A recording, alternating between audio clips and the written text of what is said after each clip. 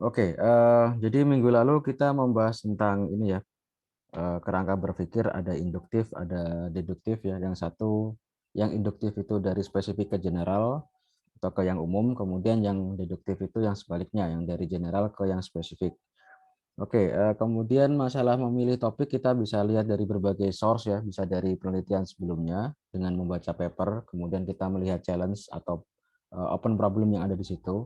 Bisa dari lingkungan sekitar kita, di mana ada permasalahan di dalam kehidupan misalnya, di pekerjaan atau di lingkungan sehari-hari, dari media, kemudian dari diskusi forum ya seperti FGD, focus group discussion dan kawan-kawan. Nah, itu mungkin sekilas tentang minggu lalu ya. Nah, untuk minggu ini kita akan membahas tentang menulis paragraf. Ya, ini sudah mulai menulis ya, sudah belajar menulis. Kemudian nanti kita juga bisa lihat best practice-nya menulis itu bagaimana sih. Jadi kalau kita ingin menuangkan ide dalam bentuk tulisan itu bagaimana. Nah, itu kurang lebih yang kita bahas di apa namanya di week ketiga ini.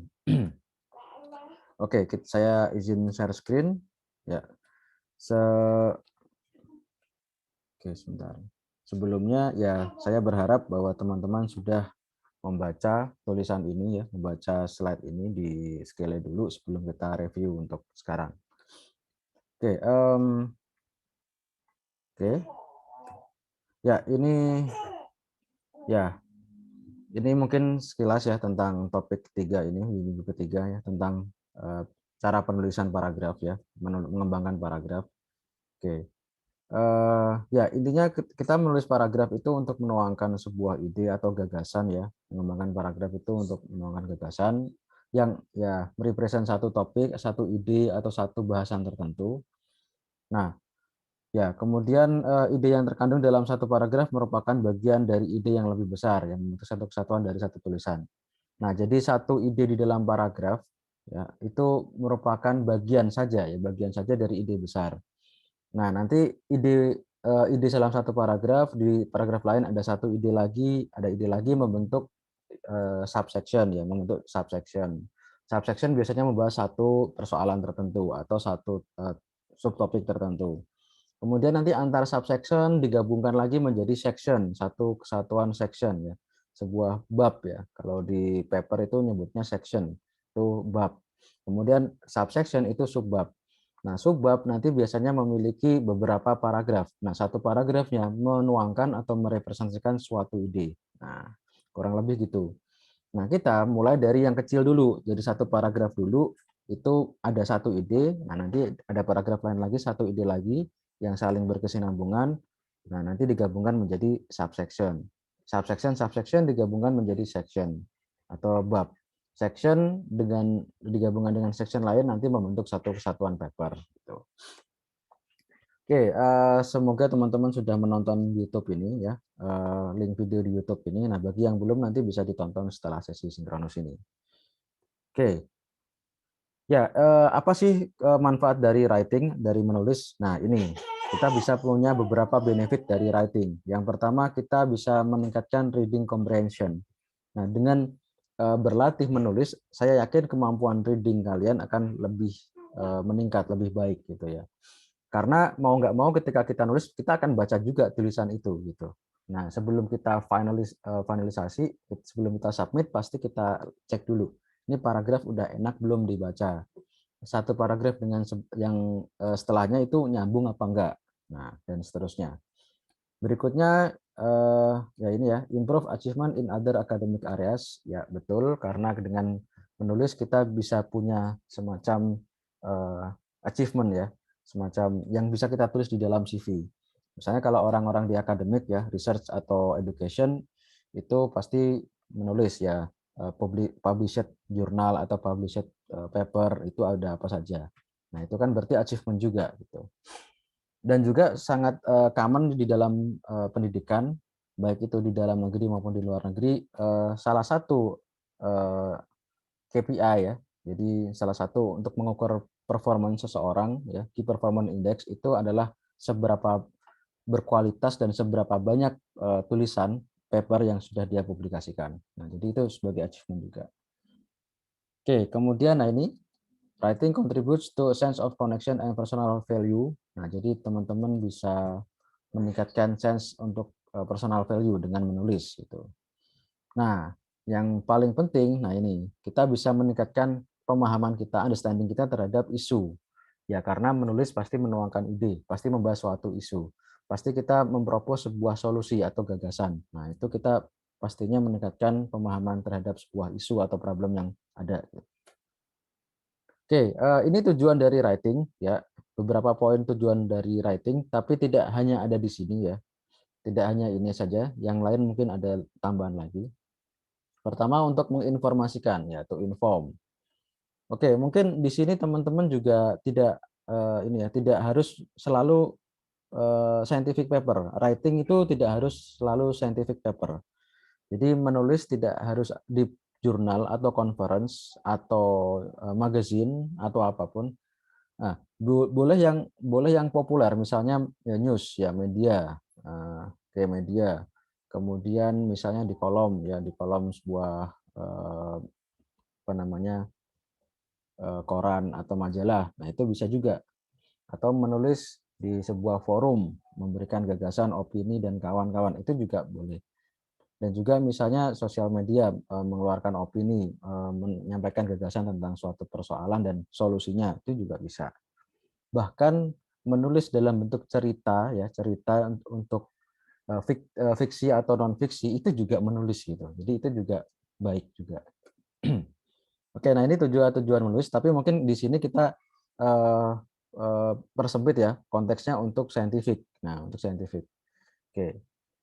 Oke, inform untuk menginformasikan, untuk narrate ya untuk menarasikan ya, menceritakan sesuatu. Oke, kemudian explain, oke, menjelaskan, ya describe, mendeskripsikan, menggambarkan, compare ya, komparasi antara sesuatu A dengan B, B dengan C dan seterusnya. Persuade ya untuk mempersuasi ya, memberikan apa ya, suggestion lah istilahnya. Motivate ya untuk meningkatkan motivasi ya, membangkitkan motivasi pada pembaca. Yang lain untuk entertain dan seterusnya. Jadi kenali kenali tujuan teman-teman ketika menulis. Nah, ini nanti bisa lebih mendirect ya, lebih mendirect teman-teman untuk menulis ke arah yang bagaimana gitu. Jadi, nah ini juga kita memahami juga, jadi pembaca kita itu utamanya pengen ngapain di sini ya. Ya, oke. Oke, kalau untuk scientific paper, inform, oke, ya betul, narrate, ya, explain, iya jelas, describe, mungkin iya kalau sesuatu yang membutuhkan penggambaran, misalnya seperti model deep learning. Model deep learning itu kan ada convolutional layer misalnya ya, terus ada fully connected layer. Nah, itu kan perlu digambarkan. Nah, perlu digambarkan. Convolution itu penggambarannya begini, dan kalau fully connected begini, kalau activation function itu begini. Nah, itu perlu penggambaran. Oke, compare dan kontras ini biasa kalau teman-teman bermain di metode ya, di metodologi biasanya orang-orang yang mempropos sebuah new metode baru pasti mengcompare dengan existing. Pasti mengcompare dengan existing state of the art yang sudah ada sebelumnya. Kalau dia bisa menang, nah berarti itu layak untuk dijadikan sebuah publikasi, sebuah paper di jurnal atau conference. Kalau tidak, ya ngapain? Existing aja sudah lebih bagus gitu. Ini biasanya sangat sering saya temui ketika kita bermain dengan metodologi atau metode ya. Ya, terserah problemnya apapun. Bisa classification, bisa yang lebih spesifik misalnya object detection, semantic segmentation, dan lain-lain. Oke, yang lain nanti bisa teman-teman baca sendiri, yang persuade, motivate, dan entertain. Oke, kemudian menemukan topik, kemarin kita sempat sudah bahas beberapa ya, dari memang dari research ya, kita riset tentang suatu persoalan ya, ada fenomena lalu kita riset, bisa juga, atau dari existing riset yang sudah berjalan lalu kita menemukan titik celah ya, celah permasalahan, oke, atau inti utama permasalahan, bisa dari situ. Dari media bisa, ya media juga tulisan orang juga kan ya, news atau media juga tulisan juga. Sosial isu ya, ini fenomena di sosial yang dirasa ini tidak enak atau membuat kita kurang nyaman ya. Personal experience, pengalaman pribadi juga, observation, kita mengamati, kemudian individual writing, ya tulisan-tulisan individual yang lain. Oke. Oke, nah ini proses untuk menulis ini teman-teman bisa lihat stepnya dari pre-writing, writing, responding, revising, editing, publishing, dan ini semua stepnya itu dua arah ya, ya kayak bidirection dua arah. Jadi artinya ketika nyampe satu titik bisa kembali lagi ke sebelumnya. Nah, ya itu sudah common. Jadi bahkan ketika sudah di editing sini ya itu bisa lagi ke revising. Nah, atau ketika di revising ternyata kita perlu writing di awal lagi. Nah, jadi memang bisa bolak-balik gitu. Pertama pre-writing ini sebelum nulis kita mesti mengenali audience ya. Oke, purpose dan audience. Jadi audiensnya kita siapa, kemudian purpose-nya apa. Nah, tentunya saja kita penting juga melihat audience. Audiensnya kalau di jurnal biasanya kita sudah ini ya sudah apa namanya sudah spesifik bahwa ini jurnal ini top tentang ini, disiplin ilmu ini. Kemudian di jurnal juga biasanya sudah ada pilihan. Ini topiknya tentang apa? Oke, misalnya Journal of Machine Learning, ya topiknya bisa tentang general classification, bisa tentang clustering, bisa tentang transfer learning, bisa tentang meta learning, misalnya seperti itu. Oke, nah itu audience, mengenali audience dan purpose. Nah, purpose kita apa juga gitu.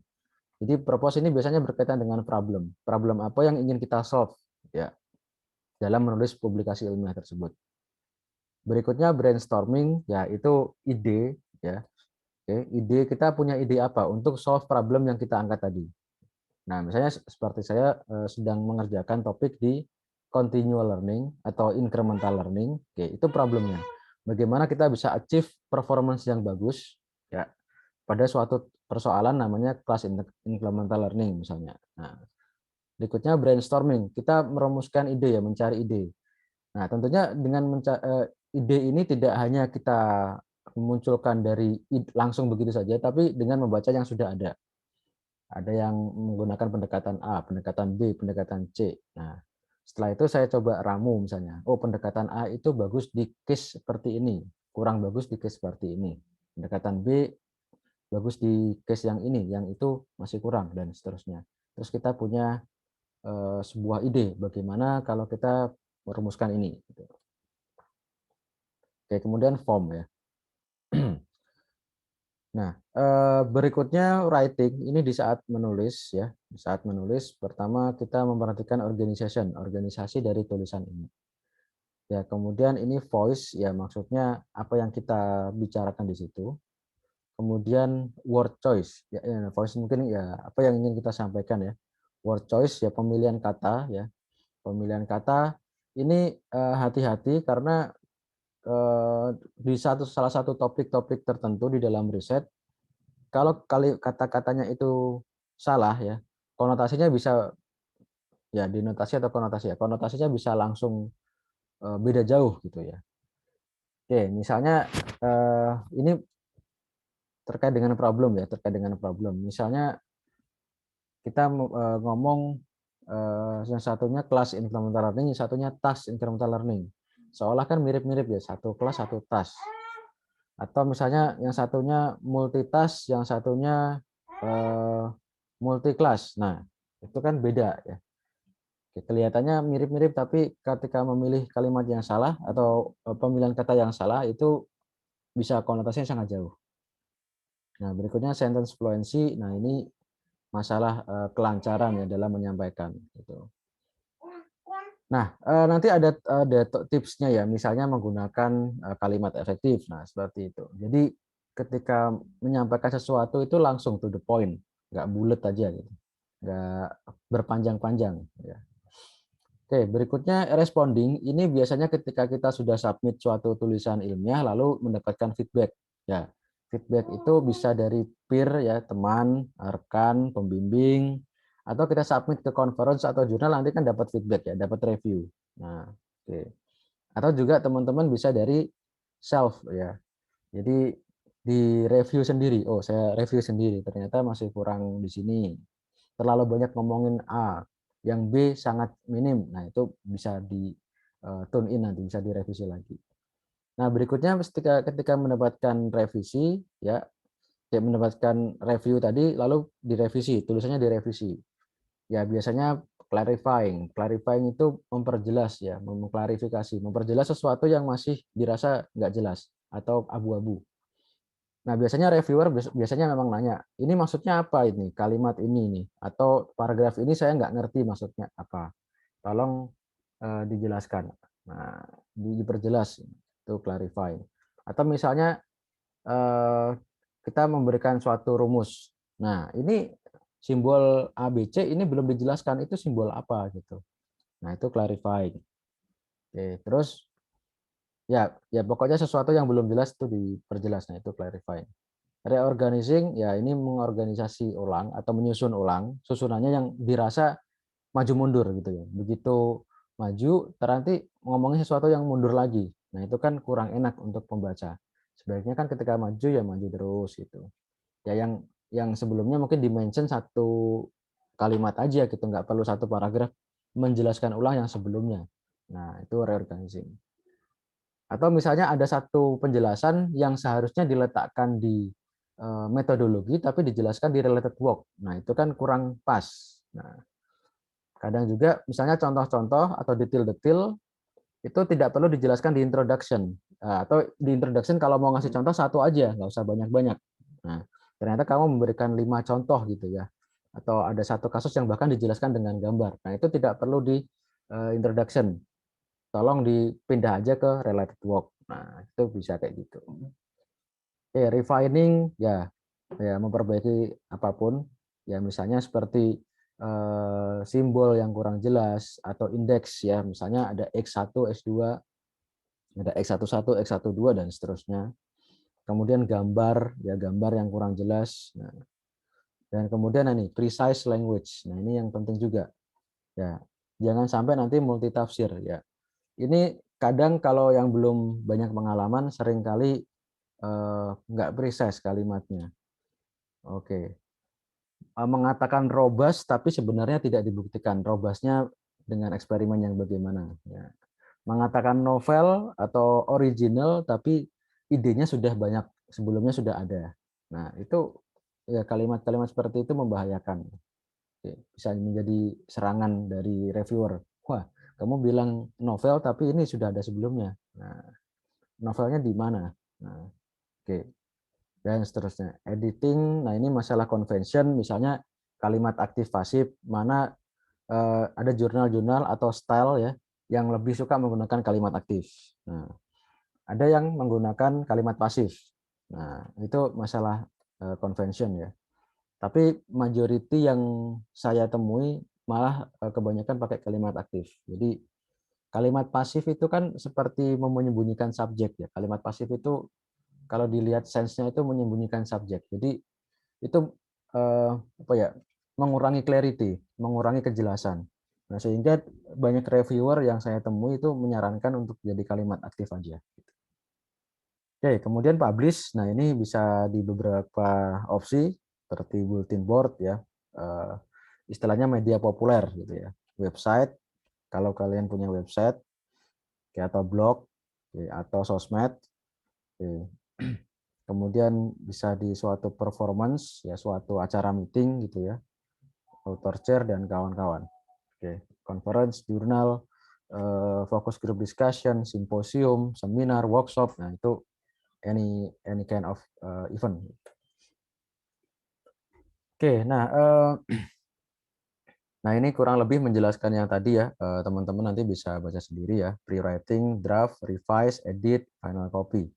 Nah, yang tadi mungkin lebih jelas ya. Jadi ada revise, editing, publishing gitu ya. Oke. Oke, next. Ya ini ya. Ini deliverable-nya ya. Apa yang di-delivery di masing-masing step. Pre-writing yang di-delivery idea, keyword, charts dan kawan-kawan. Rough draft ya, draft awal yang masih acak-acakan, yang masih berantakan. Nah, ini structure, description of decision. Oke. Oke, free from grammar. Jadi masih apa namanya? Belum diperbaiki grammarnya ya, belum disempurnakan. Revise draft, nah ini detailing ideas ya, detail ide-nya sudah tertuliskan dengan baik, oke. Respon dari pembaca atau dari reviewer dan kawan-kawan. Oke, edit draft itu typo, grammar, logic, ya, dan kawan-kawan. Final dokumen, nah ini ya cek ulang sekali lagi sebelum disubmit. Oke. Oke, ya ini teman-teman nanti silakan mulai membuat paragraf ya tentang suatu isu atau suatu apapun ya topiknya. Oke.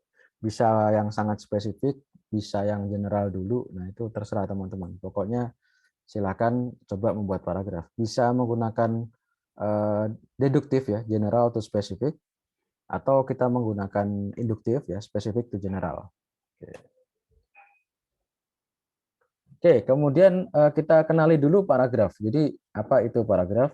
Ya, jadi paragraf adalah set of related sentences. Jadi kumpulan kalimat ya yang bekerja sama atau yang menjadi satu kesatuan untuk mengekspresikan atau menyatakan atau mempresentasikan sebuah ide, sebuah ide. Jadi pasti ada idenya di situ. Jadi kalau paragraf hanya apa namanya? Hanya ngomong-ngomong tanpa ide, nah itu paragraf yang sumbang ya, yang seharusnya dibuang aja bisa gitu, hanya menu-menuin tulisan. Oke, kemudian paragraf itu susunannya ada 3. Yang pertama opening, ada pembukaan dulu, kemudian substansi ya, substantial sentences, ya substansi. Oke. Kemudian ada closingnya, penutup. Oke. Oke. Ya, ya ini ya, biasanya kita pokoknya bikin paragraf itu ya pertamanya mungkin simpel dulu ya. Oke. Ya pertamanya kita buat simpel dulu, setelah itu kita bisa elaborate kalau perlu ya. Nah, idenya biasanya ya pokoknya idenya ditulis dulu. Nah, nanti kita bisa elaborate dengan misalnya perbandingan ya kontroversial, misalnya perbandingan kontras A dengan B, bisa dengan example. Nah, kemudian bisa dengan tambahan-tambahan yang lain. Oke. Oke, berikutnya ini mengembangkan paragraf ya. Oke, jadi ini ya, reader itu ia membaca paragraf ya untuk mendapatkan key point ya, untuk mendapatkan key point. Jadi intinya apa ya? Ada ide apa di situ. Kemudian avoid boredom or inattention. Jadi menghindari kejenuhan ya, sama menghindari kejenuhan. Oke, kemudian nah di sini yang saya sampaikan tadi, paragraf itu membentuk subchapter, paragraf-paragraf ya. Jadi banyak paragraf. Ya, beberapa paragraf itu membentuk satu kesatuan subchapter. Nah, kalau kita lihat best practice ya, atau rule of thumb-nya, nah biasanya ini satu subchapter itu setidaknya memiliki 3 paragraf. Oke, apakah harus 3? Ya, ini best practice. Ada yang hanya 1 atau 2 paragraf. Ya, tapi itu yang kurang bagus lah, kurang bagus. Oke.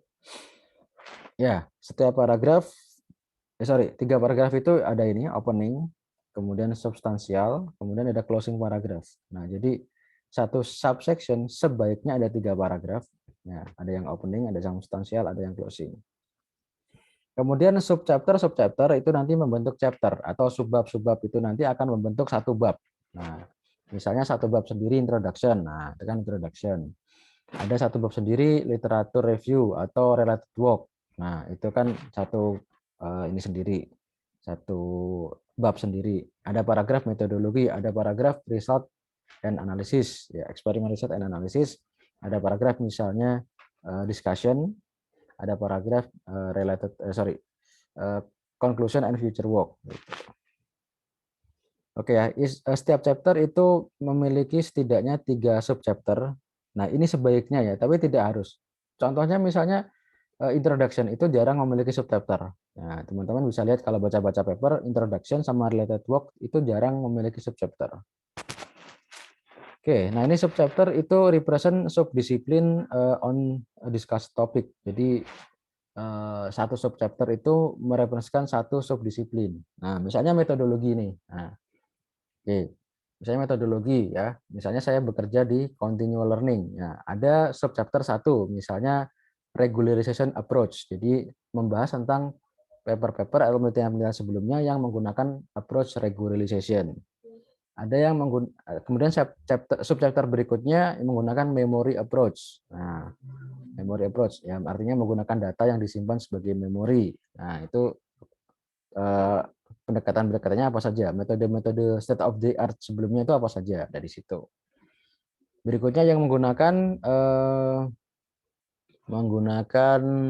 self evolving approach. Nah, itu ada lagi. Dan kawan-kawan. Oke, ini contoh paragraf. Oke. Silakan bisa teman-teman baca. Organisasi pemerintah yang bergerak dalam layanan publik merupakan perpanjangan tangan pemerintah yang langsung berinteraksi dengan masyarakat. Oke. Sebuah layanan publik akan menjadi target utama yang harus dipenuhi secara cepat dan akurat. Kecepatan dan akuratan tersebut ditentukan oleh aliran informasi yang terencana dan teratur dengan baik. Aliran informasi di sini tidak hanya dari pemberi layanan kepada masyarakat, tetapi juga dari masyarakat kepada organisasi pemerintah pemberi layanan. Oke. Interaksi yang optimal dari pihak penerima layanan dengan pemberi layanan akan meningkatkan kualitas informasi yang diberikan dan pada akhirnya akan meningkatkan kualitas layanan publik dari pemerintah. Oke. Pertama, teman-teman bisa lihat di sini manakah yang merupakan opening sentence, kalimat opening, kalimat pembuka. Manakah yang merupakan inti, manakah yang merupakan closing?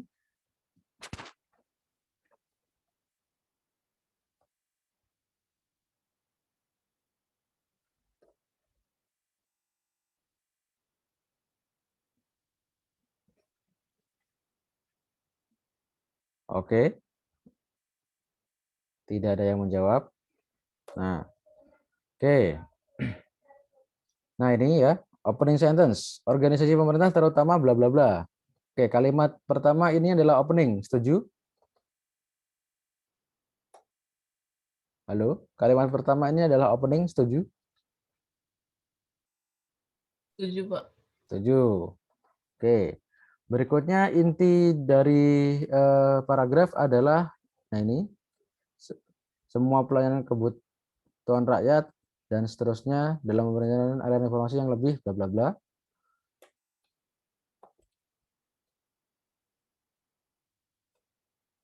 Dulu. Oke. Ya, semua layanan bla bla bla sampai ini ya, aliran informasi ini jadi substansial sentence. Setuju? Setuju, Pak. Oke, setuju. Berikutnya ini adalah closing. Oke, setuju. Kalimat terakhir adalah closing. Iya, Pak. Oke, setuju. Ya, udah ada di slide ya, gampang.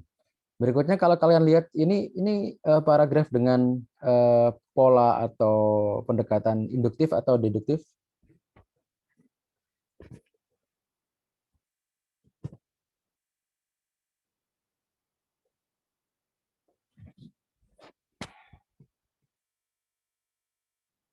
Deduktif, Pak. Deduktif, ya. Ini yang awal lebih general dibandingkan yang akhir ya. Oke. Ini general to specific, deduktif. Oke. Ya. Oke. Nah, ini berikutnya kita ya selain tadi ya masalah opening, substansial sama closing kita juga melihat. Nah, ide. Oke, ide dari paragraf tersebut sebenarnya untuk mengekspresikan apa sih? Nah, organisasi pemerintah, pelayanan publik, aliran informasi, atau kebijakan peningkatan pelayanan. Jadi ide utamanya kira-kira yang mana?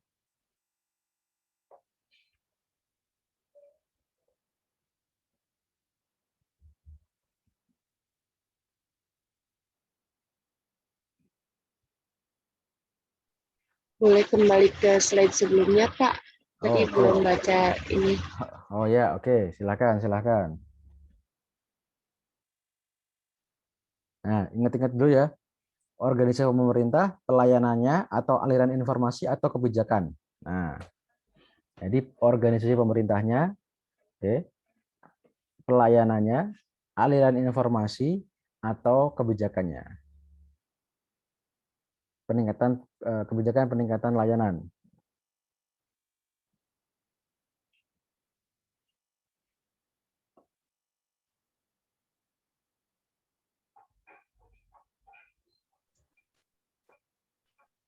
Layanan publik mungkin, Pak.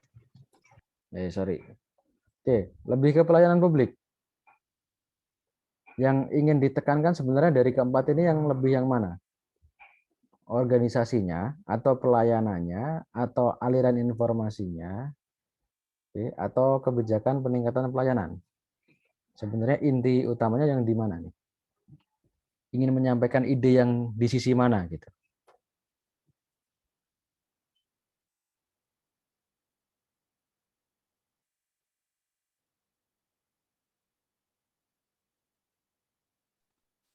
Kayaknya enggak yang layanan publik.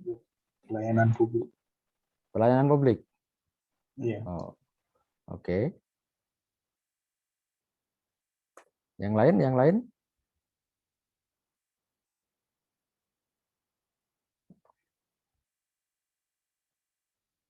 Chat. Peningkatan layanan. Ada yang menjawab peningkatan layanan. Oke, coba dibaca lagi. Coba dibaca lagi. Jadi sebenarnya yang lebih ingin disampaikan itu pelayanan publiknya atau kebijakan peningkatan pelayanan.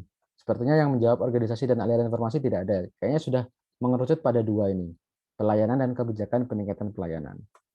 Nah, kira-kira sebenarnya ingin menyampaikan ide yang di sisi mana gitu? Pelayanan publiknya atau kebijakan peningkatan pelayanan publik?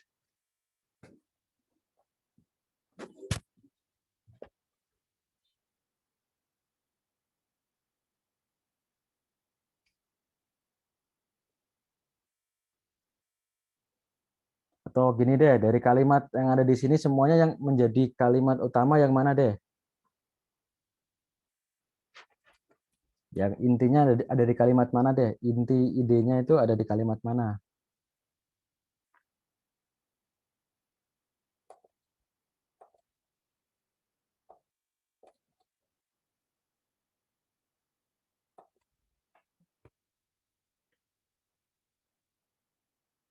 Halo, halo? Sepertinya di kalimat terakhir. Ah, kalimat terakhir. Nah, kalimat terakhir yang dibicarakan apa ini?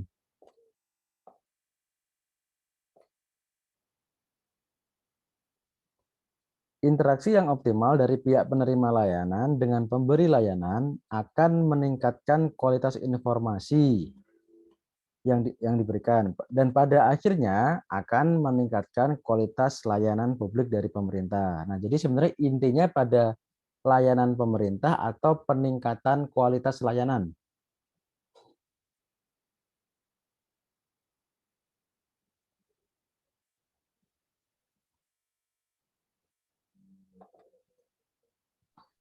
Peningkatan sih, Pak. Nah, peningkatan kan intinya di sini kan ya.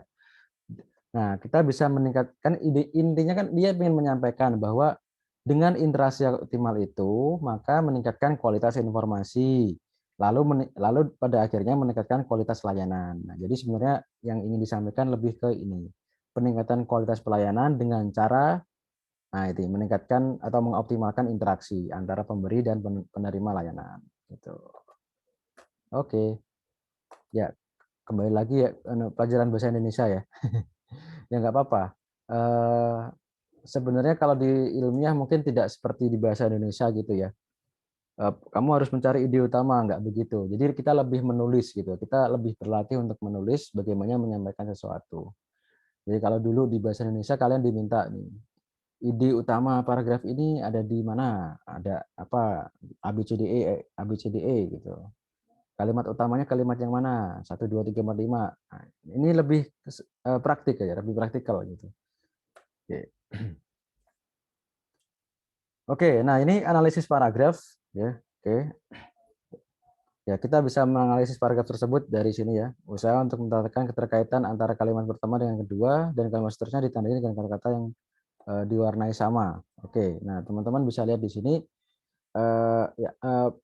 intinya menghubungkan atau mengkoherenkan antara satu kalimat dengan kalimat berikutnya dengan keyword yang sama. Ini layanan publik, ini layanan publik. Nah, berikutnya cepat dan akurat. Nah, ini juga kecepatan dan akurat. Nah, berikutnya aliran informasi, ada aliran informasi. Jadi antara satu kalimat dengan kalimat berikutnya itu nyambung di sini. Gitu. Oke. Oke. Nah, ide yang terkandung dalam paragraf yaitu cuman bagaimana agar layanan sampai pada masyarakat secara tepat dan akurat. Nah itu kan dengan mengoptimalkan interaksi tadi. Oke. Penjelasan mengenai bagaimana ada di kalimat ketiga dan keempat, kesimpulannya ada di kalimat kelima, kalimat terakhir. Nah, oke. Nah ini adalah analisis tadi. Oke, silakan nanti teman-teman bisa berlatih dengan ini ya. Silakan tuliskan kembali kalimat paragraf tersebut dengan kata-kata sendiri, atau kalau mau silakan coba diteruskan ya. Kira-kira paragraf berikutnya apa gitu. Setelah paragraf ini ada paragraf apa lagi berikutnya. Ya, terserah teman-teman bisa menggunakan kreativitas masing-masing. Oke.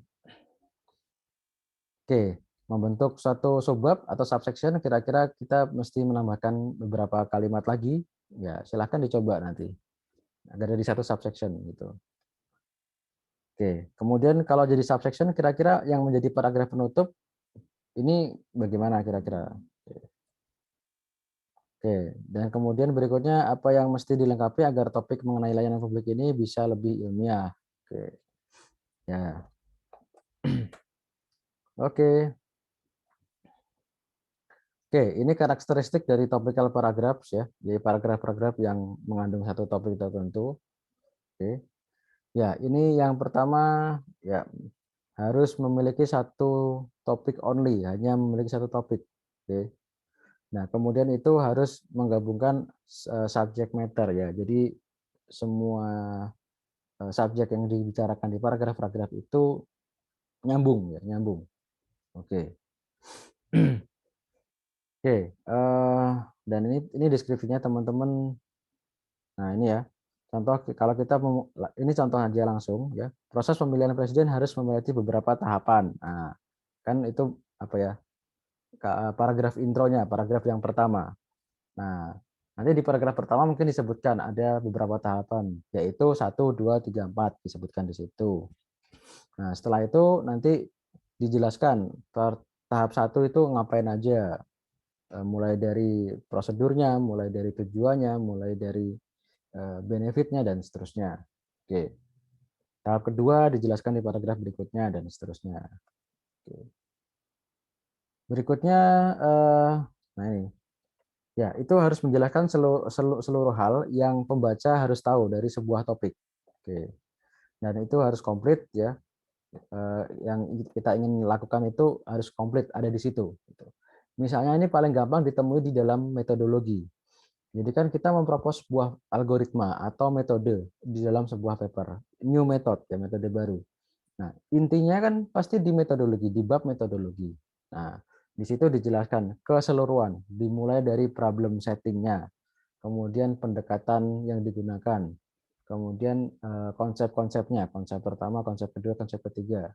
Kemudian misalnya flow dari cara kerja metodenya, bisa menggunakan chart, ditambah dengan chart ya, dideskripsikan dengan chart, bisa menggunakan pseudocode misalnya. Jadi semua dijelaskan di situ.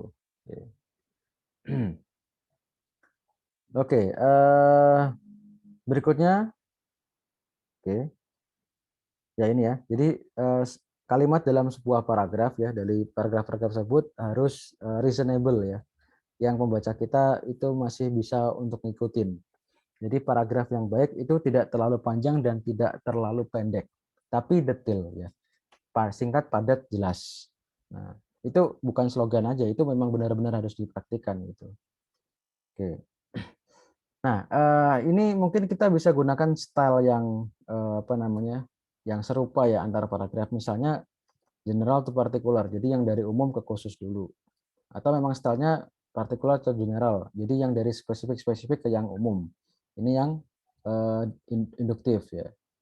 Oke. Kemudian, nah ini misalnya wall to part. Jadi pertama menjelaskan dulu keseluruhan, nanti baru part-partnya. Nah, misalnya ada metode ada 4 tahapan. Nah, terus dijelaskan tahapan 1 subsection dan seterusnya. Tahap 1 1 paragraf, tahap 2 1 paragraf dan seterusnya. Oke, question to answer. Jadi dari pertanyaan ke jawaban atau dari problem ke solusi. Nah, itu kurang lebih mirip ya. Oke, ada problem ini kita akan handle dengan ini.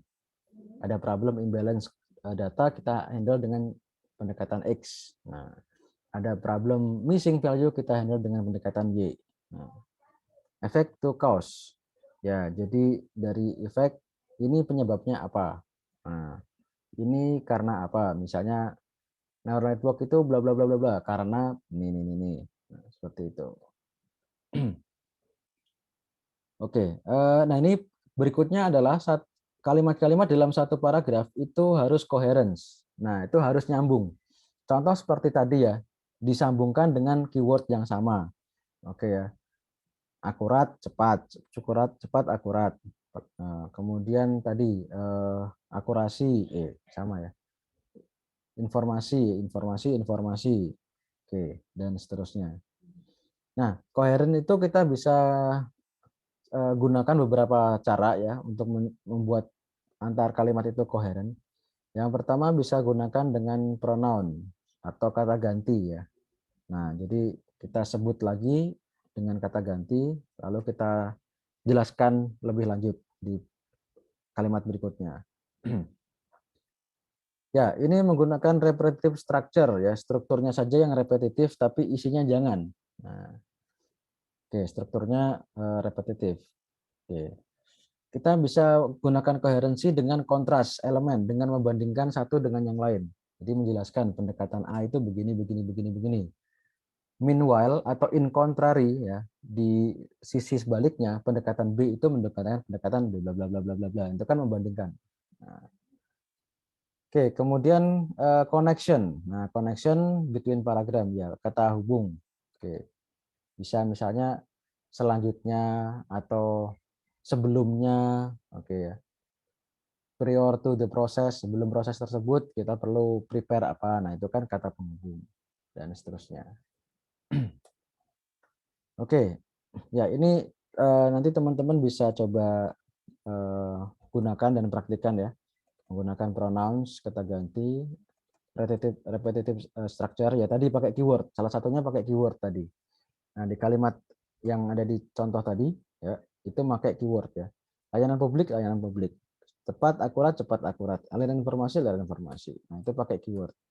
Saya sendiri jarang pakai keyword. Saya lebih suka pakai ini, apa namanya, kata hubung ya, pakai connection. Nah, biasanya yang sering saya pakai dua di belakang ini. Membandingkan. Ya, ini juga, ini pasti ini. Kalau ini pasti, ini mau nggak mau ini. Kalau yang kata ganti ya, jadi pronouns kata ganti ini menurut saya sudah pasti dipakai ya. Oke. Nah, ini juga ya yang sering saya pakai ini membandingkan satu dengan yang lain, oke, atau membedakan ya, tidak harus mengkontraskan tapi membedakan itu bisa. Oke.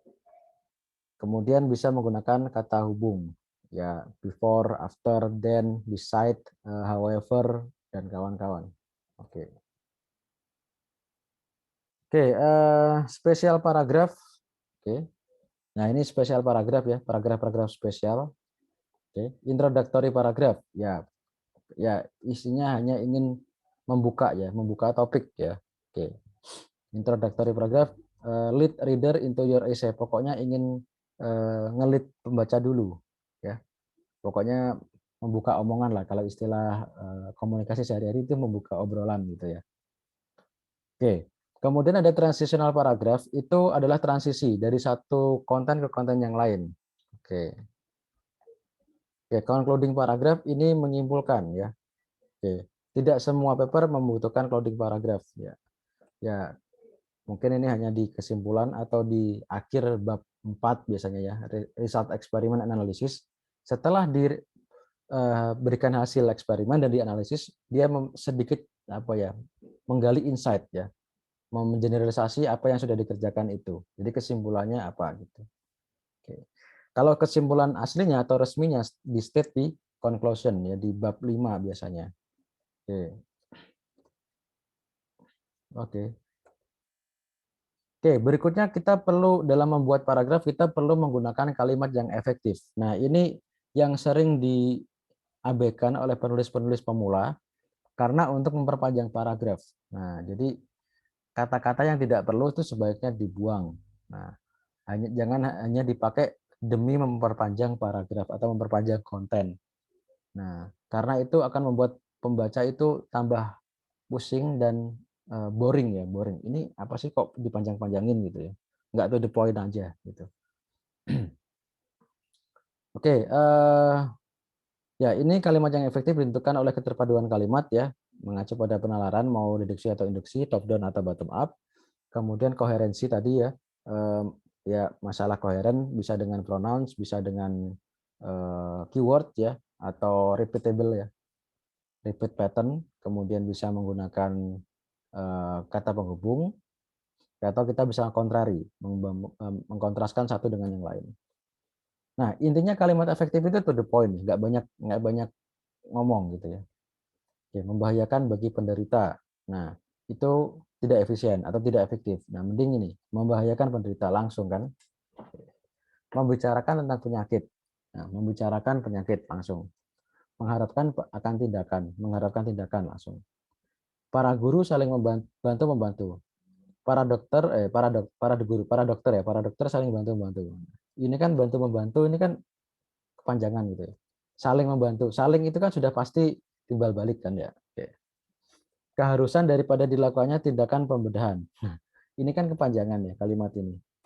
Ini kan kalimat politisi yang seperti ini. Keharusan daripada dilakukannya tindakan pembedahan adalah sebagaimana yang dituangkan pada pasal ini dan itu, dan juga dannya itu banyak. Nah, itu tidak efektif. Mending langsung keharusan melakukan pembedahan adalah berdasarkan pada rule berikut atau peraturan berikut. Nah, itu kan singkat.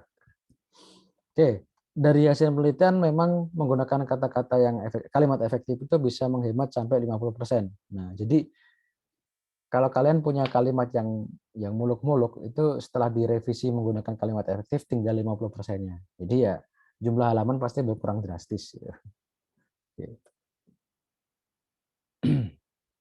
Oke, koherensi kalimat. Nah, kalau ya kita bisa menggunakan teknik ini untuk membuat koherensi kalimat ya. Ya, tempat kata. Oke. Ini contohnya pekan olahraga bekas penyandang kusta nasional. Oke. Nah, ini ya tempat katanya matters ya. Oke. Nah, ini nasionalnya di belakang atau olahraga nasional. Nah, itu matters ya. Pemilihan dan pemakaian kata. Oke. Oke, memilih kata depan atau kata penghubung yang salah contohnya dari hasil perhitungan. Nah, oke. Nah, mungkin kalau di bahasa Indonesia nggak begitu kelihatan. Kalau di bahasa Inggris kelihatan. From the counting from the conducted experiment, from the conducted experiment itu kan kepanjangan. Oke, langsung aja conducted experiment show that. Nah, itu kan langsung. Memilih dua kata yang kontradiktif atau maknanya tumpang tindih. Nah, banyak penderita-penderita. Nah, itu kan tumpang tindih. Mending penderita-penderita atau banyak penderita. Kalau saya sih lebih suka banyak penderita. Nah, suatu ciri-ciri ini kan kontradiktif. Suatu itu satu, ciri-ciri itu banyak. Nah, mending suatu ciri atau memang ciri-ciri. Kalau banyak ya ciri-ciri, kalau satu ya suatu ciri. Berikutnya menggunakan kata yang tidak tepat. Nah, walaupun banyak artikel berpendapat, yang berpendapat itu orang, artikel itu media untuk menyampaikan pendapat itu. Nah, kalau walaupun banyak artikel, ini harusnya artikelnya ganti. Walaupun banyak peneliti, nah itu baru benar. Artikel tidak berpendapat, artikel itu media atau tools ya untuk menyampaikan pendapat atau menyampaikan result. Oke, berikutnya menggunakan nama istilah yang benar tapi penulisannya keliru. Nah, ini ya. Poison, oke. Distribution. Poison ini kan racun ya. Yang benar, nah ini. poisson, bacanya poisson. Teman-teman nanti bisa cek, ini bahasa Perancis ya, ininya poisson bacanya. Kalau ini kan ini salah satunya kan ini ya, racun ya. Oke, berikutnya pengejaan, spelling. Kita mesti memperhatikan juga spelling. Nah ini hyphenation. Oke, hyphenation. Ya memang harus konsisten ya. Oke, misalnya kita menggunakan kalau di bahasa Inggris sih lebih enak ya sebenarnya. Kalau di bahasa Indonesia mungkin agak susah. Misalnya kayak kecerdasan buatan. Nah, ada yang menggunakan kecerdasan buatan, ada yang menggunakan kecerdasan artifisial. Nah, yang benar yang mana? Kadang kamu nyebut kecerdasan buatan, kadang nyebut artifisial. Itu sebaiknya konsisten. Kalau kecerdasan artifisial ya kecerdasan artifisial semua, kalau kecerdasan buatan semua. Oke. Berikutnya pembagian kata word division. Oke. Ya, ini sebaiknya dikonsultasikan ke kamus atau ke aplikasi yang ngecek vocab gitu ya. Ya. Nah, ini sehingga tahu kapan itu bisa dipenggal. Jadi nah ini masalah ini coba dilihat lagi di bahasa gitu. Berikutnya kata-kata asing atau foreign words. Ya, ini kalau kita misalnya menyitir atau menyadur kata asing ya Anda harus menuliskannya dalam tulisan yang persis ya, persis bagaimana tulisan tersebut ditulis. Biasanya ditulis miring. Jadi kalau kita menggunakan kata yang dari bahasa Inggris langsung tanpa diterjemahkan, ditulis di dalam tulisan yang berbahasa Indonesia, nah itu biasanya ditulis miring dan itu ditulis sebagaimana aslinya. Oke. Oke, ini perbedaan antara pengejaan yang benar dan yang salah. Oke, pernapasan yang benar, yang benar pernapasan, yang salah pernafasan. Oke, yang benar napas, ya ini ya pakai F, pakai P, pakai P, pakai F salah. Yang benar menaati bukan mentaati, ya meskipun kata dasarnya memang taat gitu. Oke, yang benar menerjemahkan bukan menterjemahkan. Nah, yang benar mengubah bukan merubah atau merubah. Nah, ini salah. Ini sering nih. Oke. Mencolok bukan menyolok. Oke. Penerapan bukan penerapan. Oke. Pengajian bukan pengkajian. Oke. Kemudian aktivitas bukan aktivitas. Oke, kalau yang ini mungkin ada juga ya pengkajian. Karena ngaji sama kaji agak ada yang menggunakan dua-duanya. Ini nanti dicek lagi ya. Aktivitas dan aktivitas ini jelas ya, yang benar pakai V. Yang benar provinsi pakai V, bukan provinsi pakai P. Nah, ini beberapa contoh yang benar dan yang salah. Oke, KBBI teman-teman bisa lihat di sini nanti. Oke, sampai sini dulu. Ada pertanyaan teman-teman?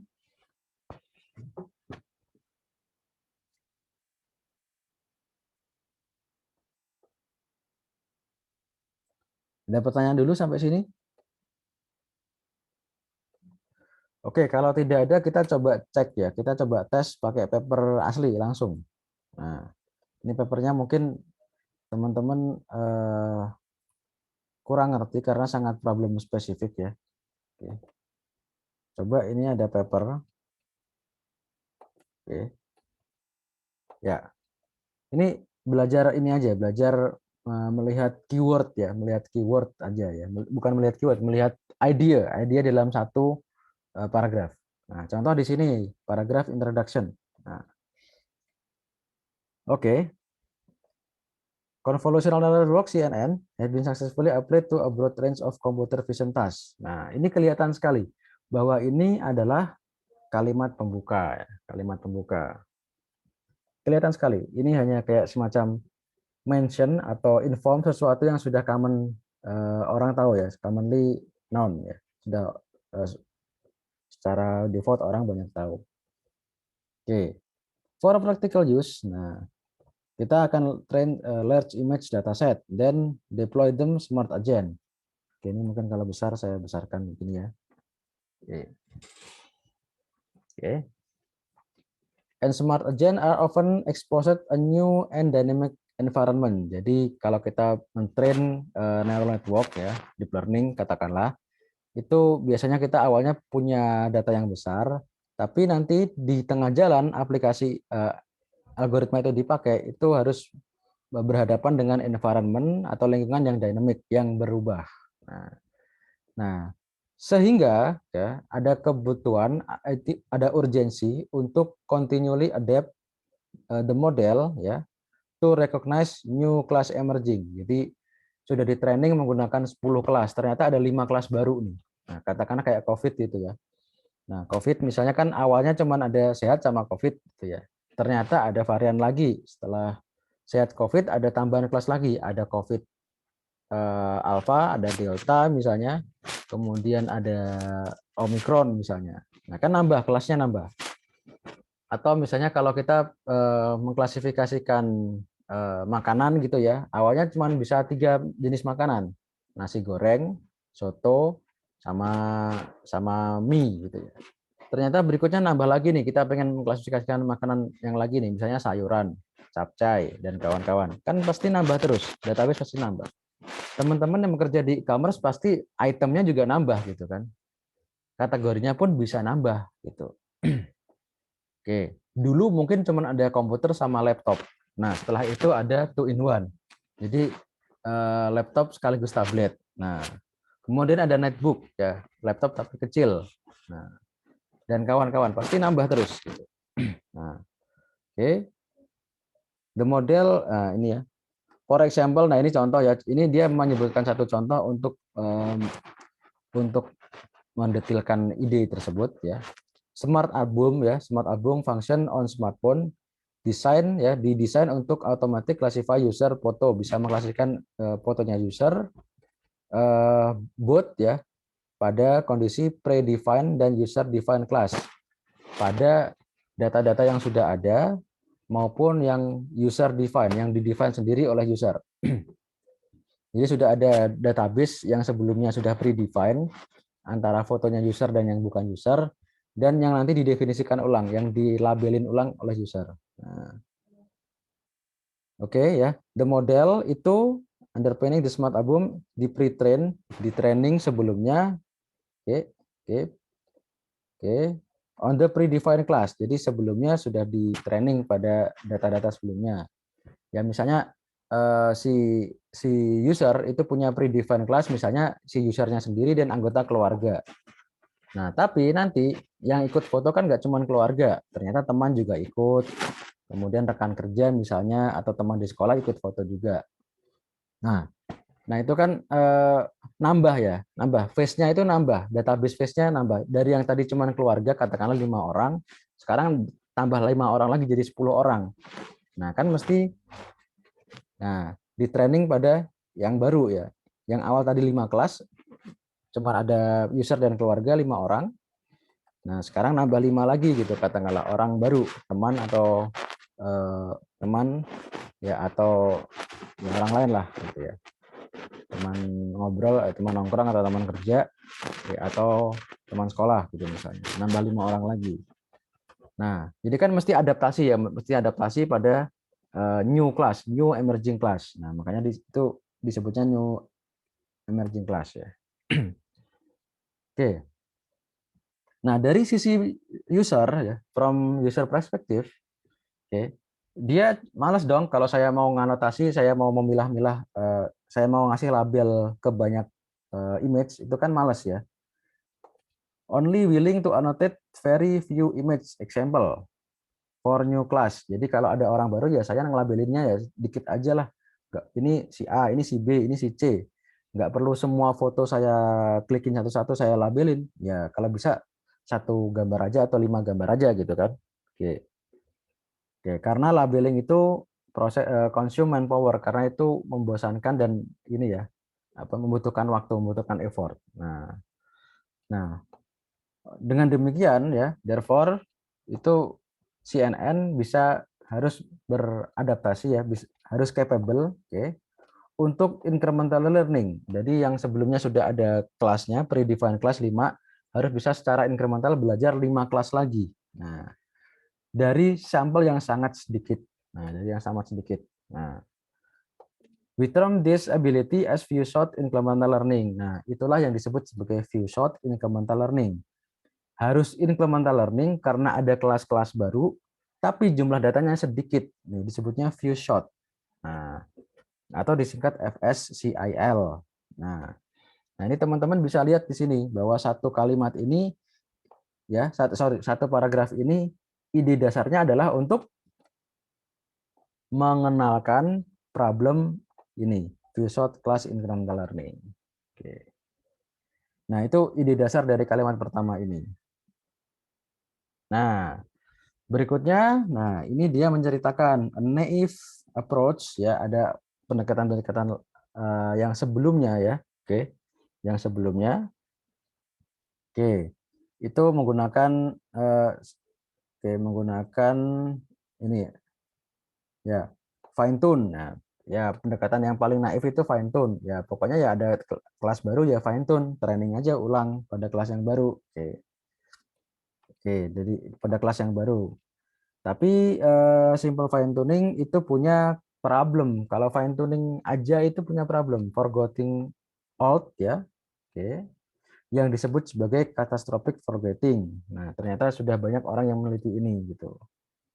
Oke. Nah, selain itu the other is ya overfitting new. Nah, di kelas yang baru itu overfitting. Oke. Mengapa overfitting? Ya, peruntuk new class karena ya, oke. The model prone to overfitting new class which lost generalization ability to learn class of test sample. Nah, jadi selain ada problem catastrophic forgetting atau forgetting out, dia punya problem overfitting new. Yang kelas lama itu sering dilupakan karena di fine tune tadi, yang di kelas baru itu sering overfit. Nah, overfit ya. Ya, jadi tidak bisa mengeneralisasi dengan baik, dia overfit gitu. Oke. Nah, itu contoh kalimat paragraf kedua ya, yang menyambung dengan paragraf pertama tadi. Paragraf pertama menyampaikan problemnya, paragraf kedua menyampaikan bahwa yang paling naif itu caranya fine tuning yang punya dua problem ini, forgetting old dan overfitting new. Oke. Paragraf ketiga menyambung lagi recently ya, akhir-akhir ini itu sudah banyak orang yang meneliti tentang problem itu, catastrophic forgetting itu ya. Oke. Ya, ini referensi nomor sekian sekian sekian sekian sekian. Nah, oke. Bla bla bla bla bla bla bla bla. Nah, ini contoh teman-teman ya. Ini contoh ya. Paragraf pertama tadi ide utamanya adalah mengenalkan set problem ini. Few short class internal learning dengan intro dan analogi seperti ini tadi. Paragraf kedua, oke.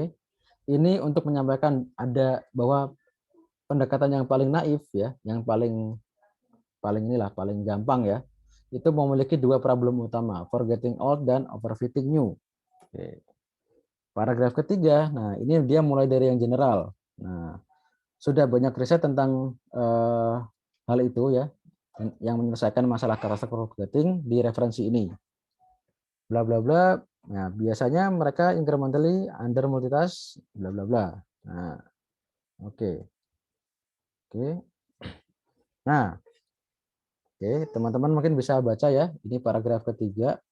Ini biar nggak kepotong nih. Nah, dari recently sampai sini. Oke. Oke, silakan dibaca coba. Saya pengen nanya, inti dari paragraf ketiga kira-kira apa?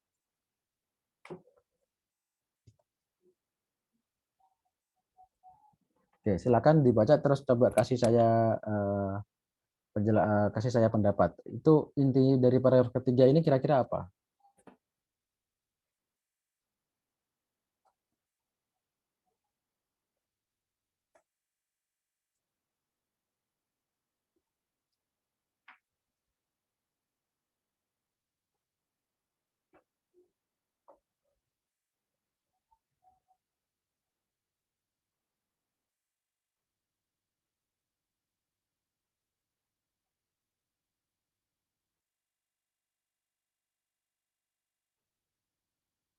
Halo, halo.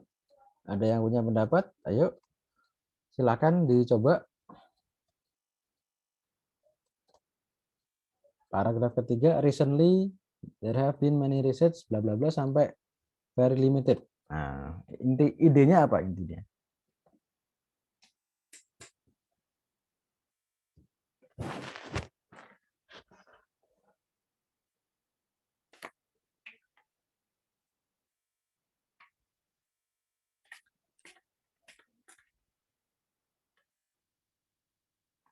Halo, ayo, coyo berlatih, ayo.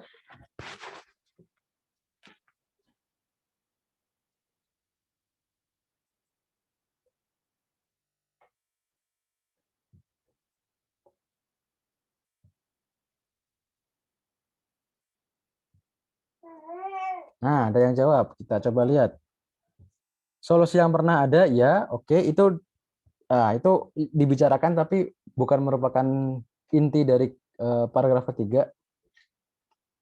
Ayo, ayo, coba dibaca lagi.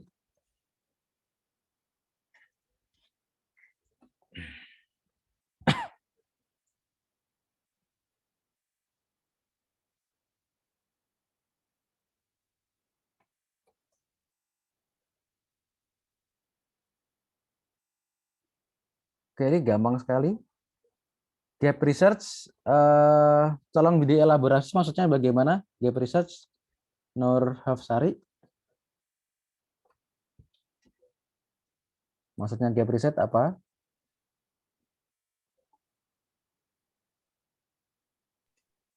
Saya izin jawab Pak. Oh ya, Jadi boleh, silakan, silakan.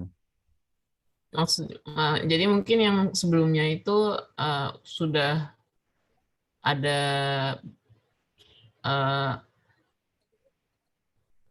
task yang dipelajari secara incremental, tapi pengaplikasiannya di dunia nyata tuh belum terlalu ada gitu.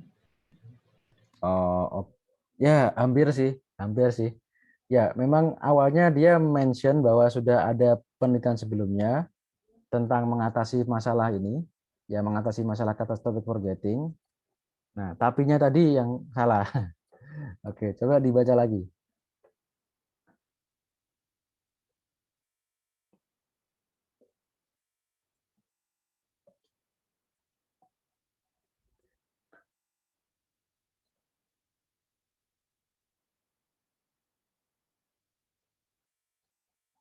Oke, yuk. Terima kasih. Anyway, pendapatnya. Ayo, yang lain coba.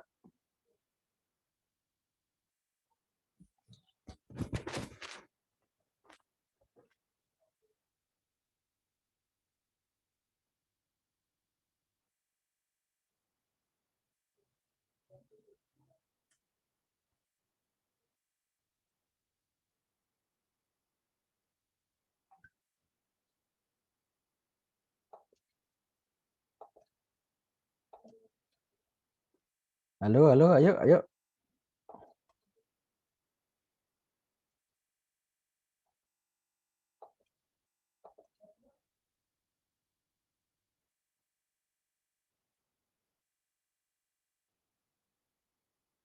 Oke.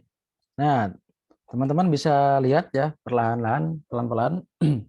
Oke, jadi awal-awal dia menceritakan bahwa untuk masalah catastrophic forgetting ini sudah banyak yang meneliti dan membuat solusinya. Ada di referensi nomor ini. Biasanya ya, usually conduct incremental learning under, nah, biasanya mereka ini ya melakukan atau mengerjakan incremental learning pada kondisi ini multitask, multi-class skenario. Nah, the former incrementally, nah, former yang former ini kan dua ya, multitask sama multi-class. Nah, former berarti yang multitask. Oke. Multitask itu ini sequence of disjoint task yang harus membutuhkan identity task ya, task identity. Ini jarang bisa ditemui di real world. Oke, benar ya. Ini memang disampaikan tadi saya sampaikan ya bahwa ini memang disampaikan tapi identity is typically unavailable. The latter terms unified classifier to recognize with single task. Oke. Nah, yang latter itu berarti yang multi class ya, multitask yang multi class recognizer. Nah, pokoknya semua kelas itu dikenali dalam satu task. Oke. Nah, ini masih berlanjut di sini teman-teman. Ininya masih berlanjut di sini kalimatnya. Oke. This scenario is more practical, bahwa dia menyampaikan yang multitask incremental learning itu kurang praktikal, yang multi-class berarti lebih praktikal. Oke. Without need of knowing task information, karena multi-class tidak perlu informasi mengenai identitas atau ID dari task. Oke. Nah, di paper ini dia mempelajari FSIAL yang tadi sudah di-mention sebelumnya. Oke, under multi-class scenario. Ya, dia settingnya berarti multi-class incremental learning. Nah, oke. Jadi settingnya dari antara dua tadi dia adalah yang multi-class, yang lebih praktikal di dunia nyata. Oke. Kemudian tapi di sini ya, oke. Ya, under treat FSIAL a particular case, ya berarti dia menganggap bahwa FSIAL view short class incremental learning itu adalah particular case atau lebih khusus ya, case yang lebih khusus pada class incremental learning atau CIL. Nah, di compare dengan CIL, nah yang learn class with unlimited atau usually large class training sample, FSIL more challenging karena number of train sampelnya itu sangat terbatas. Nah, inti paragraf ini ya dia ingin mengcompare dan menunjukkan bahwa FSIL itu jauh lebih challenging dan lebih sulit dibandingkan CIL saja. Nah, jadi memang benar yang task incremental learning itu tidak tidak praktikal di lapangan. Yang lebih praktikal adalah class incremental learning.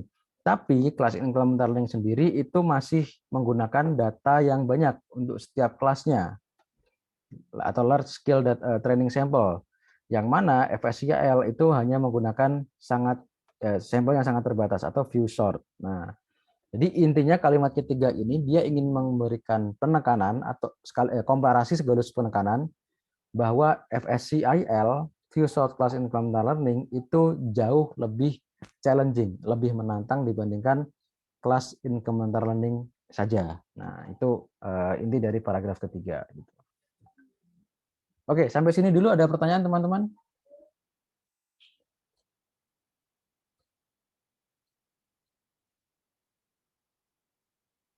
Ini ada yang jawab mempelajari masalah FSIL dengan multi class skenario. Nah, ini tadi sudah saya jawab juga bahwa FSIL itu sebagian case ya, case spesifik dari CIL ya, yang mana menggunakan few shot data. Few shot artinya setiap kelas itu hanya memiliki few shot, instance yang sangat kecil.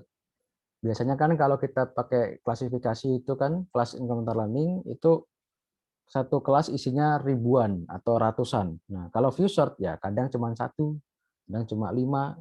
Nah, oke, nah itu inti dari paragraf ketiga ini. Membandingkan sekaligus menekankan bahwa VSIL itu jauh lebih challenging dibandingkan CIL. Karena selain dia harus incrementally, Pak izin bertanya, berarti dapat dikatakan main ide-nya kebanyakan ada di akhir kalimat pada sebuah paragraf. Pertanyaan dari Lilis. Itu tidak selalu, karena itu tergantung dari style ya. Ada yang idenya di depan dulu. Berikutnya cuma contoh. Nah, oke ya, berikutnya cuma contoh. Tapi ada orang yang suka cara seperti ini, idenya ada di belakang ya. Idenya ada di belakang. Gitu. Jadi apa namanya? Tergantung style. Ini kebetulan saja dia stylenya, idenya kebanyakan di akhir. Nah, teman-teman juga bisa melihat bahwa bahwa tadi sudah 3 paragraf itu idenya itu kebanyakan idenya di akhir semua ya. Oke. Ya. Oke. Oke, bla bla bla bla bla bla ya, teman-teman bisa coba latihan baca sendiri dan menemukan idenya. Nah, mungkin berikutnya ini ya, yang membentuk subsection. Nah, ini contoh yang membentuk subsection. Nah, oke, yang membentuk subsection. Oke, kalau di sini sih yang subsectionnya kecil-kecil ya, pendek-pendek ya. Oke.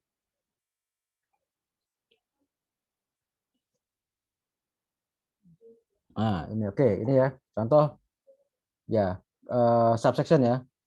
Related work class incremental learning. Nah, ini dia menjelaskan dulu CIL ya. CIL dijelaskan dulu. Bla bla bla termasuk algoritma-algoritma yang menyelesaikan problem CIL. Ada iCarl, ada EEIL, NCM, BIC dan kawan-kawan. Oke. Nah, berikutnya dia sekali lagi menekankan CIL itu di VSIL itu lebih susah ya. Oke. Bahwa di VSIL kan lebih susah karena jumlah ininya kecil ya, jumlah sampelnya nanti kecil. Nah, dia menggunakan ya neural gas network ya, menggunakan neural network instead of menggunakan CNN full ya, yang seperti yang digunakan di CIL. Oke. Oke, dan seterusnya. Mungkin yang saya coba. Nah, ini contoh paragraf tapi susah dipahami ya. Mungkin ini contoh aja ya. Contoh dia tadi ya menggunakan representasi neural gas network. Nah, ini kalimat ini paragraf 1 bla bla bla bla bla ya. Ini mungkin rumus-rumusnya nggak usah di ini dulu ya, perhatikan dulu ya. Tapi yang jelas ini realita kalau di top conference atau top jurnal ya begini nih paper. Paragrafnya penuh dengan simbol dan notasi formal gitu. Oke. Oke, ini ya. Ini dia menjelaskan neural gas di subsection 3.3. Nah, bla bla bla. Ini motivation mengapa dia menggunakan neural gas. Nah, contoh di sini. Yang umum digunakan memang knowledge distillation. Ini ada kalau teman-teman belajar deep learning ada istilah namanya knowledge distillation, nanti teman-teman bisa baca. Tapi di sini nggak usah tahu itu konteks untuk orang-orang yang berminat saja. Nah, di sini dia pertama menjelaskan mengapa dia menggunakan neural gas. Nah, gitu ya. Dimulai dari motivation-nya ya, bahwa knowledge distillation itu tidak bisa dipakai di problem FSIL. Nah, dia menggunakan neural gas. Nah, berikutnya dia mendeskripsikan ini neural gas itu bentuknya bagaimana sih, bla bla bla bla. Nah, ini di sini ya. Ini dimension dulu bahwa representasinya ada di gambar 2. Nah, berikutnya dijelaskan lebih ulang ya, dijelaskan lagi tentang deskripsi formalnya. Ya, secara formal neural gas itu didefine dengan graf G punya vertex dan edge, bla bla bla bla bla bla. Oke. Oke. Oke. Nah, ini menekankan lagi membedakan antara yang dipropos di paper ini ya, di paper ini dengan yang variasi yang sudah ada. Nothing that some variant of NG yang sudah pernah ada kita menggunakan yang berbeda ya. Ini artinya kan tidak seperti yang sebelumnya, kita menggunakan yang beda. NG incrementally. Nah, okay. To be consistent with ini bla bla bla bla bla bla. Nah, itu menekankan perbedaan antara yang ada di versi ini, yang digunakan di versi papernya dia dengan yang sebelumnya, varian yang sebelumnya. Oke.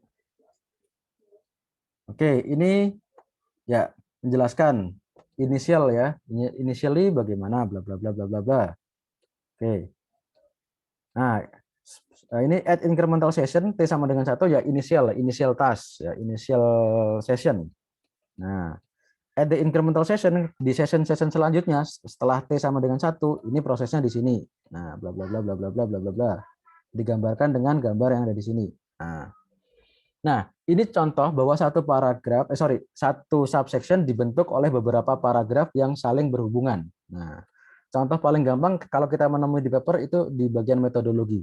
Nah, ya di sini menjelaskan tentang neural gas, dimulai dari motivasi mengapa itu digunakan, kemudian definisi formalnya, kemudian perbedaan dengan yang sudah ada, kemudian ini setting di awalnya, di initial condition di T sama dengan 1, ini di T sama dengan lebih dari 1 di TT berikutnya. Nah, jadi kan saling menyambung ya, saling bersambung antara satu paragraf dengan paragraf berikutnya.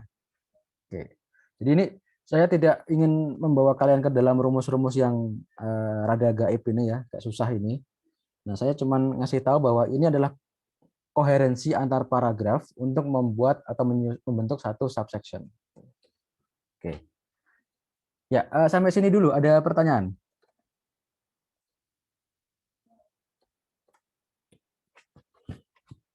Ya ini mohon maaf, contohnya agak ini ya, agak ilkom banget ya. Untuk yang SI mungkin tidak terlalu paham dengan notasi atau ini tidak masalah. Yang penting konteksnya paham. Yang ingin saya sampaikan adalah esensinya satu paragraf dengan yang lain itu saling koheren, saling berkesinambungan, membentuk satu topik ya, satu subtopik gitu. Di sini menjelaskan tentang neural gas gitu. Oke, teman-teman di sini ada pertanyaan?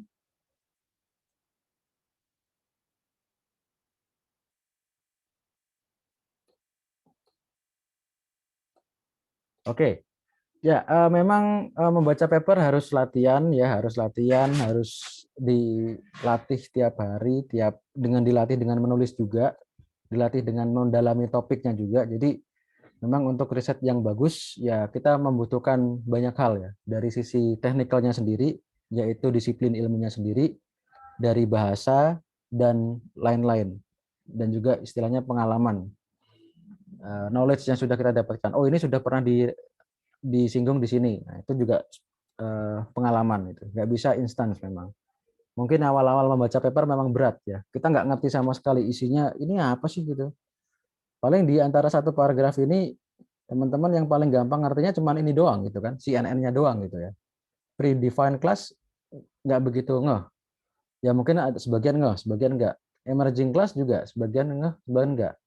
Istilah continuously atau incrementally mungkin sebagian langsung ngeh, sebagian enggak. Nah, memang begitu kalau kita riset agak butuh effort untuk mendalami suatu topik dan menjadi expert di dalamnya gitu. Oke, teman-teman, ada pertanyaan sampai sini?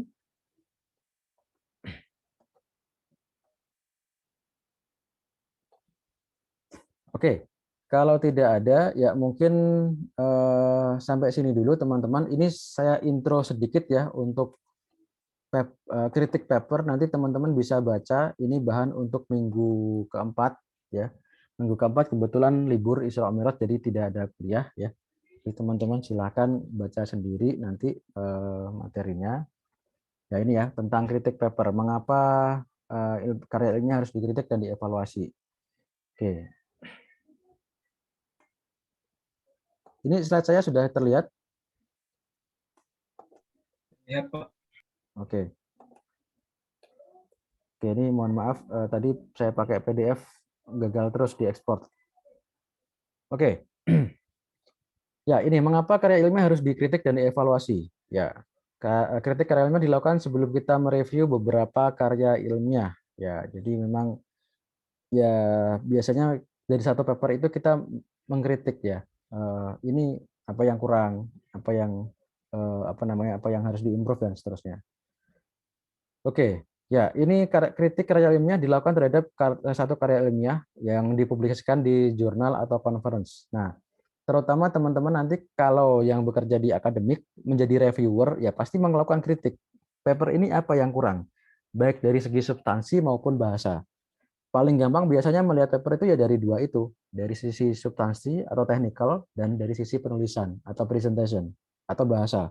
Nah, itu paling gampang menilainya. Dari dua aspek itu nanti diturunkan lagi gitu ya.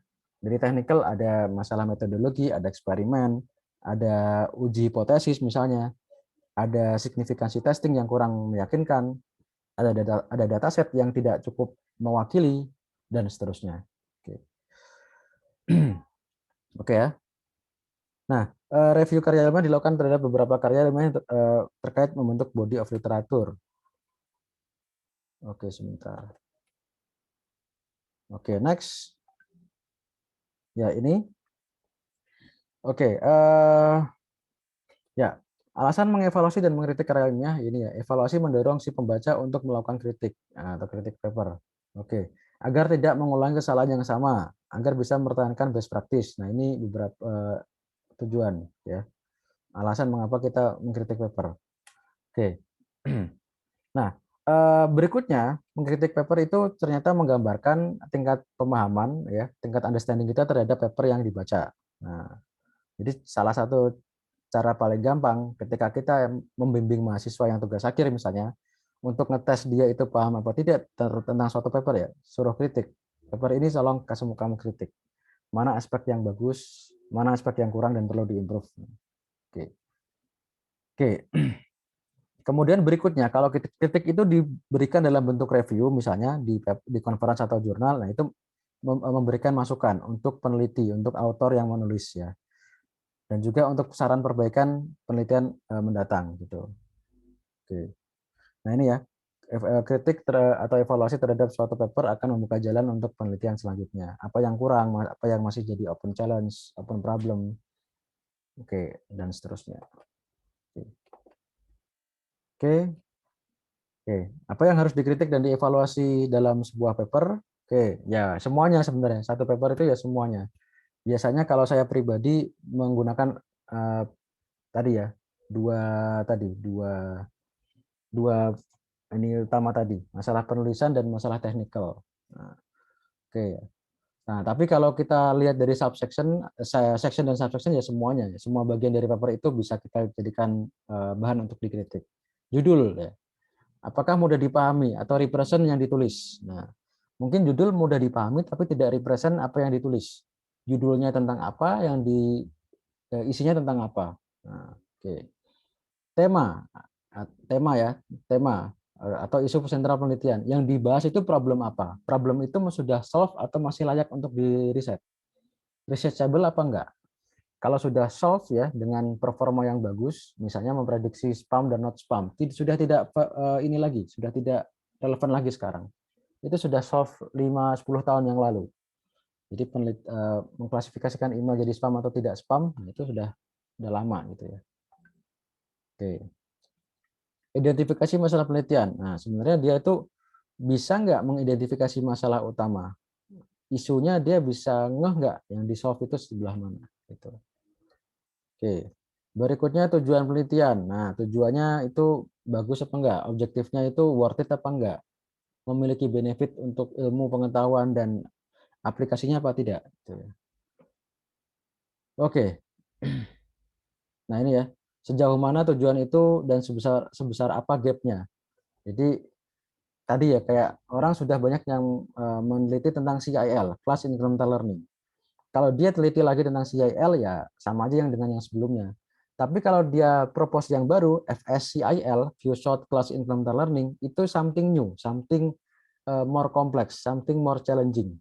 Sehingga itu sangat worth it untuk dilakukan penelitian. Nah, oke. Nah, itu contoh tadi ya, sejauh mana tujuan itu dilakukan. Tujuan penelitian itu dirumuskan di dalam paper gitu. Oke. Manfaat penelitian ya tadi benefit ya, benefit. Oke, manfaatnya apa gitu ya? Apakah dituliskan secara jelas? Oke. Apakah manfaat itu praktis atau teoritis? Nah, oke. Kalau paper yang tadi itu sebenarnya lebih terhadap theoretical ya. Aplikasinya general soalnya. Tapi kalau ada paper-paper yang langsung mengunci ke satu problem, misalnya apa ya, LiDAR 3D segmentation, building segmentation, itu kan berarti langsung ke problem itu, segmentasi bangunan.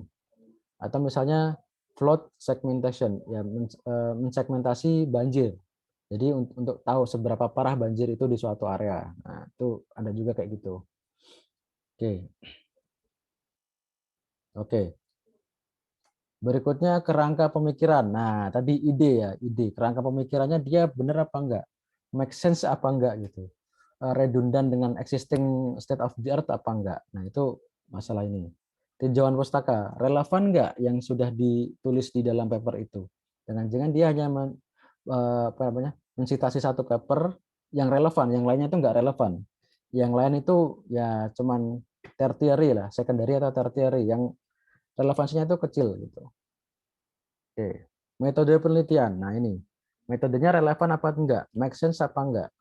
Kayak tadi dia menyelesaikan FSCIL, Few Short Class Incremental Learning. Kalau pakai CNN biasa, itu nanti akan overfitting, nggak bisa convert, ya, nggak bisa general networknya. Nah, dia makanya pakai neural gas untuk represent networknya. Nah, itu kan make sense gitu ya.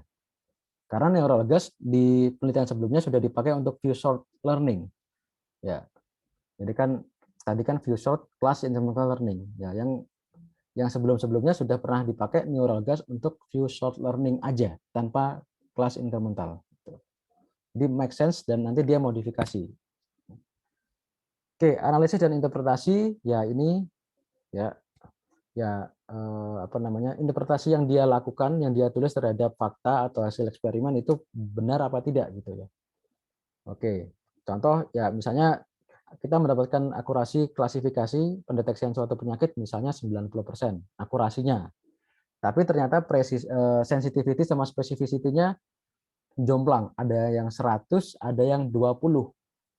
Terus dia ngeklaim ini sudah mencapai 90%. Jadi akurasinya sudah 90%. Jadi layak untuk dipakai di kehidupan nyata, di real world. Nah, itu kesimpulan yang salah gitu ya. Interpretasi yang salah.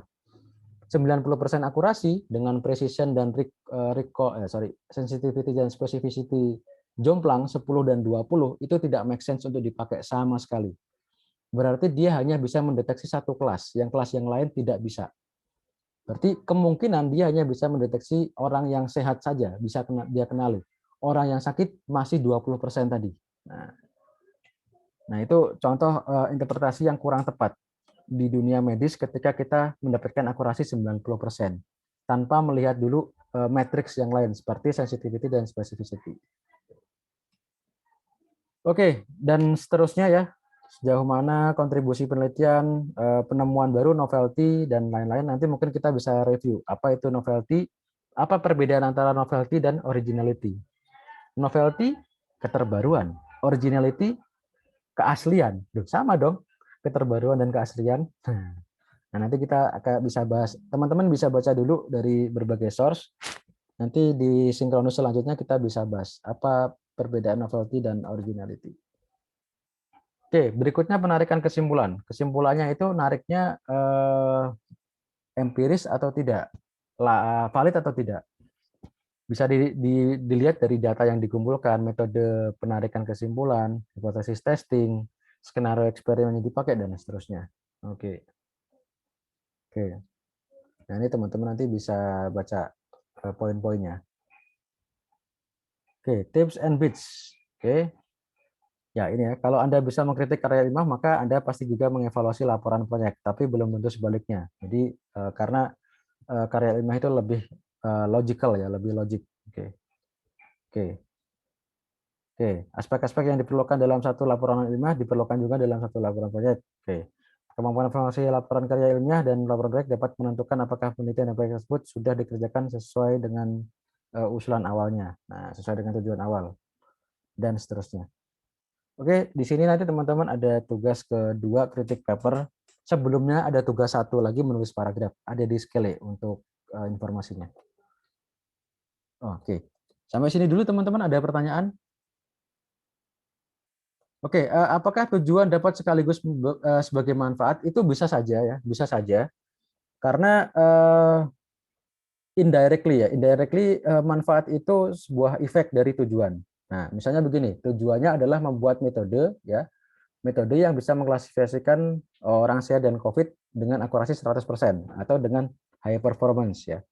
Ya, pasti manfaatnya sistem Anda bisa digunakan di kehidupan nyata untuk mendeteksi otomatis orang sehat dan orang yang kena sakit COVID.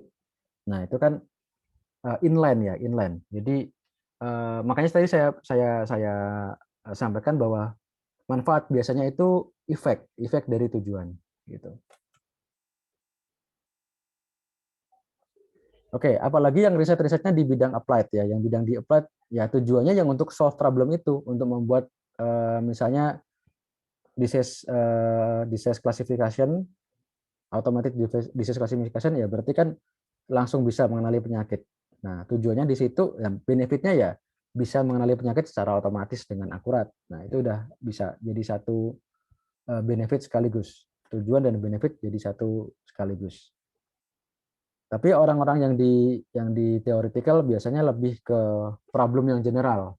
Nah, nanti aplikasinya bisa yang spesifik tergantung mau dibawa kemana.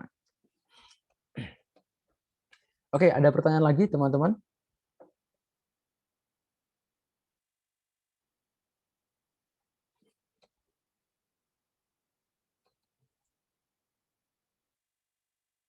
Oke, kalau tidak ada, mungkin untuk kelas hari ini kita cukupkan sekian dulu. Nah, kembali lagi mengingatkan, meskipun hanya dinilai 5% in total ya, partisipasi, weekly reflection, silakan ditulis sebaik mungkin.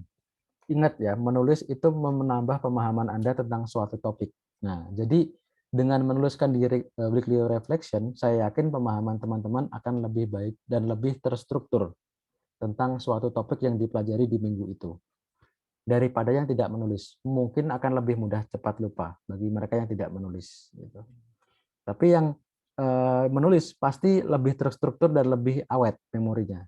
Karena dikonstruk ya, di build up ulang, dikonstruk ulang, dan disimpulkan bahwa ini tuh ternyata begini loh. Nah, jadi mengingatnya tuh lebih gampang dibandingkan yang tidak menulis, yang menjadikan ini sebagai ya just pokoknya dijalankan ya udah selesai gitu. Ya tadi seperti di slide tadi ya, nah, menulis membantu memperbaiki pemahaman Anda tentang suatu topik, dan itu gunanya weekly reflection dengan menulis. Oke, ada pertanyaan lagi, teman-teman? Oke, tidak ada. Kalau begitu kita akhiri untuk hari ini. Selamat pagi, terima kasih semuanya. Assalamualaikum warahmatullahi wabarakatuh.